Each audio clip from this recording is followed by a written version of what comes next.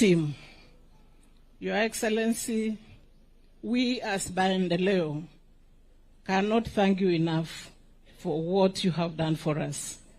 Sir, I wrote to you through CS Mokomen and PS Raymond Omolo 2 days after we lost Mama Asiyo.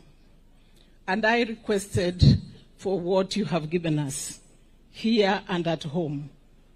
Your Excellency, the good Lord will pay you. Our request today is ignore the noises. Hawa wamama wa maendeleo muko? Wamama muko?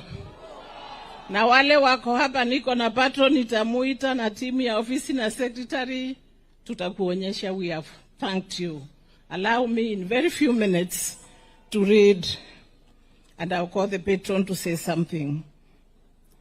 Familia ya Mama Phoebe, we have been with you in many situations. We were here after we lost Mama 2 weeks ago. We cried, we laughed, we talked. We were here last night as we received Mama home. It was hard, but we have accepted God's will. And therefore, Your Excellency, I wish to express my deepest gratitude, as I've said, for the opportunity you gave us on 22nd May.